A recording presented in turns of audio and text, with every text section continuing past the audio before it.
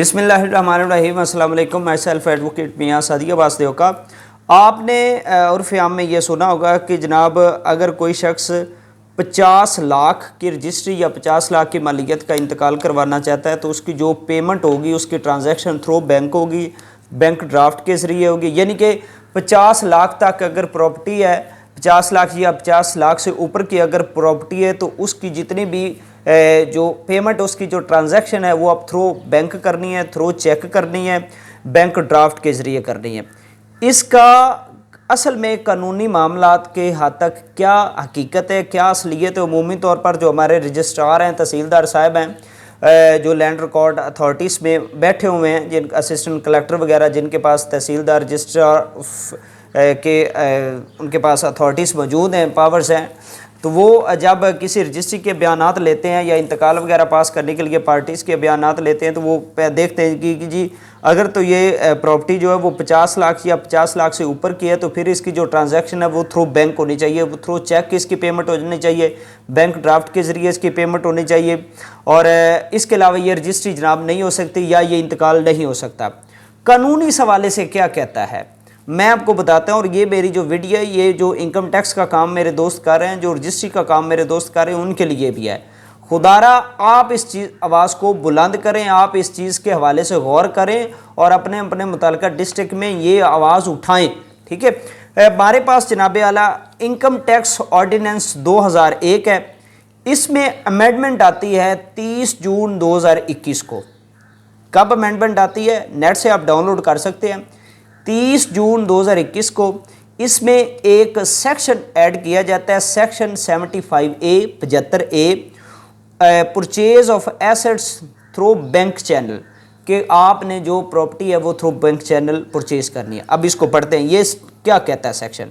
Not with standing anything contained in any other law for the time being in force. अब यहाँ से गौर करें, no person, कि कोई भी शख्स, नो पर्सन यहाँ पर पर्सन का वर्ड है, एक शख्स शेल परचेज नहीं खरीदेगा इमूवेबल प्रॉपर्टी, गैर मनकूला जायदाद, having fair market value greater than 5 million rupees, 50 lakh से जायद की जो प्रॉपर्टी है वो नहीं खरीदेगा।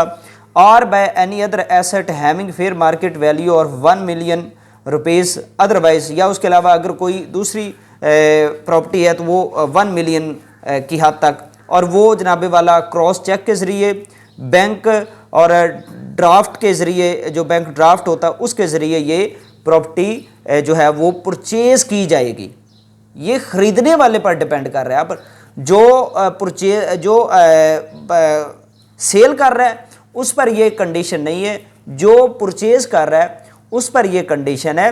और उस पर भी ये कि अगर 4 से 5 इकट्ठे एक प्रॉपर्टी को ख़रीदते हैं तो वो इकट्ठी एक रजिस्ट्री करवाते हैं, तो उनकी चाहे 4 करोड़ की प्रॉपर्टी क्यों ना बन जाए, अगर एक एक पर वो किसी पर 40 लाख की मालियत आती है, किसी पर 25 लाख की मालियत आती है, किसी पर 36 लाख की मालियत आती है, तो हर एक का क्राइटेरिया अपने अलग-अलग चेक करना है।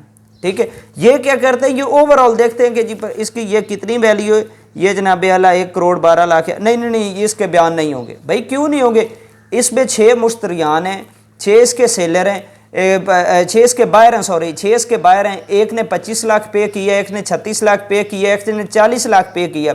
आप कैसे कह रहे हैं 50 लाख की तो किसी की मालियत नहीं बनती, आप इसको कैसे रोक रहे हैं। ठीक है, लेकिन नहीं। अब फर्ज करें एक सेलर और एक परचेजर है और प्रॉपर्टी 1 करोड़ 32 लाख में हो जाती है। फर्ज करें 1 करोड़ की प्रॉपर्टी कर ले।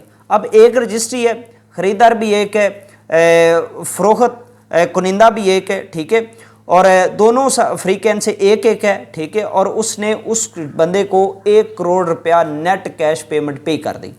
अब कानून क्या कहता है, अभी जी अगर कोई जो प्रॉपर्टी है वो थ्रू बैंक चैनल नहीं खरीदता या चेक के जरिए नहीं खरीदता, तो फिर कानून क्या कहता है। कानून ये कहता है सेक्शन 75A, उसका सब सेक्शन 3 आप पढ़े, उसका सब सेक्शन 3 आप पढ़े। In case the transaction is not undertaken in the manner specified in subsection 1, कि अगर वो कहता है कि जो सबसेक्शन 1 में वो 50 लाख वाली जो बात है, अगर उसके ज़रिए से जो पेमेंट है उसकी ट्रांजैक्शन नहीं होती, प्रॉपर्टी नहीं खरीदी जा सकती, फिर क्या होगा, such asset shall not be eligible for any allowance under section 22, 23, 24 और 25 कि उस प्रॉपर्टी को सेक्शन 22, 23, 24 और 25 का जो अलाउंस दिया जाता है, जो उसको बेनिफिट दिए जाते हैं, वो नहीं दिए जाएंगे। यानी कि यहाँ पर किसी भी जगह पर यह नहीं लिखा हुआ कि रजिस्ट्री नहीं हो सकती, इंतकाल नहीं हो सकता, सब कुछ हो सकता है। रजिस्ट्री भी हो सकती है, इंतकाल भी हो सकता है, ईच एंड एवरीथिंग पॉसिबल है। ठीक है जी, सिर्फ उसके बेनिफिट्स हैं, और जो बेनिफिट्स देने हैं या नहीं देने, ये एफपीआर का मामला है, ये रजिस्टरिंग अथॉरिटी का मामला नहीं है। रजिस्टरिंग अथॉरिटी को कोई भी किसी किस्म का नोटिफिकेशन जारी नहीं किया गया, जनाब आपने 50 लाख से ऊपर वाली रजिस्ट्री जो है वो इस हवाले से आपने पास नहीं कर दी। दे हैव पावर्स टू पास, उनके पास ये इख्तियारात मौजूद हैं कि वो पास कर सकते हैं। इंतकाल अगर के लिए जाते हैं तो उनके पास ये इख्तियारात हैं कि वो पास कर सकते हैं। लेकिन अगर इसमें कोई एम्बिग्विटी, कोई ऐसा मामला कर रहे हैं तो definitely they are demanding something illegal. ठीक है, वो आपसे कह रहे हैं कि आप अंडर द टेबल उनके साथ मामला तय करें। ठीक है, और आप मजबूर हो जाएंगे उनके साथ मामला करने के लिए। ठीक है ना। उसमें जो बेनिफिट्स की अगर हम बात करते चलें तो सेक्शन 22 डेप्रिसिएशन का बेनिफिट उसको नहीं मिलेगा।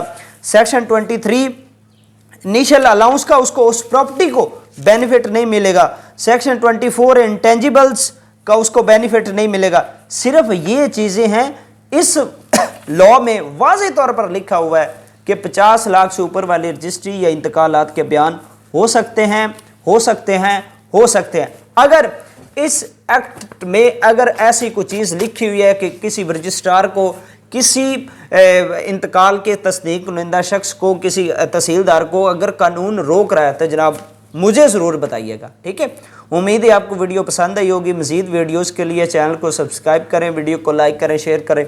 अल्लाह हाफिज़।